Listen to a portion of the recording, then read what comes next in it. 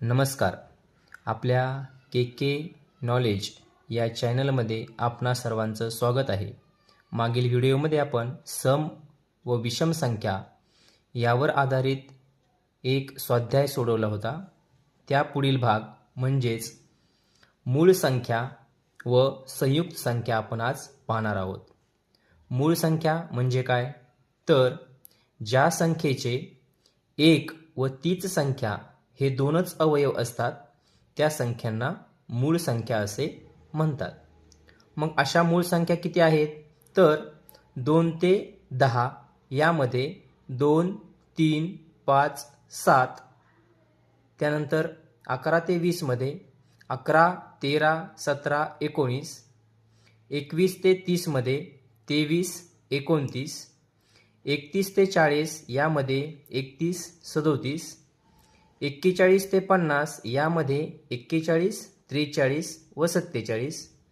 51 ते 60 यामध्ये 53 व 59. 61 ते 70 यामध्ये 61 व 67. 71 ते 80 या दरम्यान 71, 73 आणि 79. 81 ते 90 यामध्ये 83 व 89 आणि 91 ते 100 यामध्ये 97. तर 2 ते 100 या संख्यांच्या दरम्यान एकूण 25 मूळ संख्या आहेत. त्यामधील 2 ते 50 या दरम्यान 15 व 51 ते 100 यामध्ये 10 अशा एकूण 25 मूळ संख्या आपणास पाहावयास मिळतात. या मूळ संख्या पाहत असताना आपल्या असे लक्षात येईल की 2 ही एकमेव सम असणारी मूळ संख्या आहे आणि इतर ज्या मूळ संख्या आहेत त्या सर्व विषम संख्या आपणास पाहावयास मिळतात. यानंतर आपण पाहणार आहोत संयुक्त संख्या. मूळ संख्येची ज्याप्रमाणे व्याख्या पाहिली त्याप्रमाणे संयुक्त संख्या बाबतीत आपल्याला सांगता येईल ज्या संख्येचे एक व तीच संख्या याशिवायही आणखी अवयव असतात त्या संख्यांना संयुक्त संख्या असे म्हणतात. 2 ते 100 पर्यंत एकूण 25 मूळ संख्या आहेत आणि 74 संयुक्त संख्या आहेत. त्यानंतर विशेष बाब म्हणजे 1 ही अशी संख्या आहे की ती मूळही नाही आणि संयुक्त मध्येही नाही, म्हणजेच ती मूळ संख्येच्या व्याख्यातही बसत नाही आणि संयुक्त संख्येच्या व्याख्यातही बसत नाही. यानंतर आपण पाहणार आहोत जोडमूळ संख्या. आता जोडमूळ संख्या म्हणायचं कोणाला? तर ज्या मूळ संख्यांमध्ये 2चा फरक असतो त्या संख्यांना जोडमूळ संख्यांची जोडी म्हटलं जातं. उदाहरण घ्यायचं झालं तर 3, 5, त्यानंतर 5, 7, त्यानंतर 11, 13 अशा 2 ते 100 या दरम्यान एकूण 8 जोडमूळ संख्यांच्या जोड्या आपणास पाहावयास मिळतात. याच जोडमूळ संख्या यांना जुळ्या मूळ संख्यांच्या जोड्या असे देखील म्हटले जाते. यानंतर सहमूळ संख्या. सहमूळ संख्या नेमकं म्हणायचं कोणाला?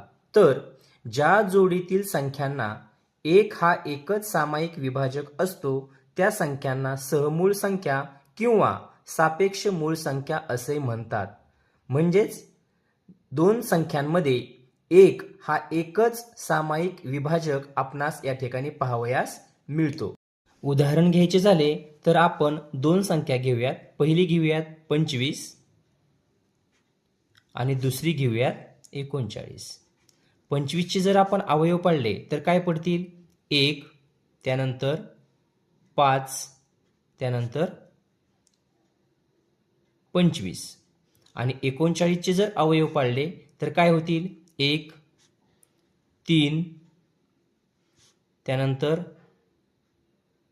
13 आणि 39. या दोन्ही अवयवांचा जर आपण विचार केला तर यामध्ये 1 हा एकमेव असा अवयव आहे की जो दोन्हींमध्ये सामायिक आहे. म्हणून ही 25 व 39 या दोन संख्यांची जोडी ही सहमूळ संख्या म्हणून आपण संबोधू शकतो. सहमूळ संख्यांच्या बाबतीतच अजून एक नियम आपणास या ठिकाणी पाहायला मिळतो. दोन क्रमवार विषम संख्यांची जोडी ही सहमूळ संख्यांची जोडी असते. म्हणजेच क्रमाने येणाऱ्या दोन कोणत्याही विषम संख्या जर घेतल्या तर ती सहमूळ संख्यांची जोडी होणार आहे. उदाहरण घ्यायचे झाले तर 17, 19, त्यानंतर 23, 25 अशा आपण सहमूळ संख्या या ठिकाणी सांगू शकतो. यानंतर त्रिकोणी संख्या म्हणजे काय, तर ज्या संख्या ठिपक्यांच्या त्रिकोणी मांडणीत दाखवता येतात त्या संख्यांना त्रिकोणी संख्या असे म्हणतात. म्हणजेच त्या संख्यां एवढे जर आपण ठिपके दिले तर बरोबर त्रिकोण तयार झाला पाहिजे आणि तो त्रिकोणाच्या तीनही बाजू ह्या समान मापाच्या झाल्या पाहिजेत. या ठिकाणी आपण पाहू शकतो की 1 ही पहिली त्रिकोणी संख्या आहे, त्यानंतर 3, 1, 2, 3 ठिपके आणि हे जर एकमेकांना जोडले तर समान मापाचा समभुज त्रिकोण त्यासाठी त्या ठिकाणी तयार होऊ शकतो. त्यानंतरची त्रिकोणी संख्या आहे 6. यामध्ये सुद्धा आपण जर ह्या बाजू जोडल्या तर या ठिकाणी देखील समभुज त्रिकोण तयार होऊ शकतो. आणि यामध्ये ठिपक्यांची संख्या पाहूयात, 1, 2, 3, 4, 5, 6 म्हणून 6 ही त्रिकोणी संख्या म्हणून ओळखली जाते. त्यानंतर त्रिकोणी संख्या कशी काढायची किंवा कशी ओळखायची ते पाहण्यासाठी आपणास या ठिकाणी एक सूत्र पाहिजे आहे. त्याचं सूत्र आहे त्रिकोणी संख्या बरोबर लगतच्या दोन संख्यांचा गुणाकार भागिले 2. म्हणजेच उदाहरण घ्यायचे झाले तर लगतच्या दोन संख्या, आता आपण 9 आणि 10 ह्या दोन संख्या घेऊयात. या दोन संख्यांचा गुणाकार आणि भागिले 2. 10 90 भागिले 2 म्हणजेच 45 ही त्रिकोणी संख्या असणार आहे. परीक्षेमध्ये त्रिकोणी संख्या आहे किंवा नाही ते ओळखण्यास सांगतील किंवा त्रिकोणी संख्या देऊन तिचा पाया आपणास ते काढण्यास सांगतात.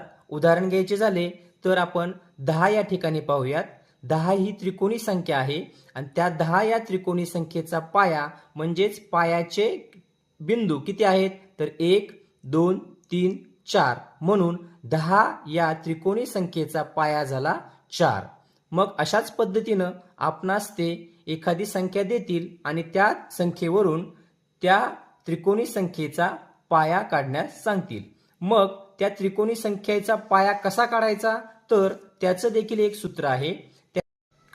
उदाहरण घ्यायचे झाले तर 55 या संख्येचा या त्रिकोणी संख्येचा पाया किती येईल हे आपणास काढायचे आहे.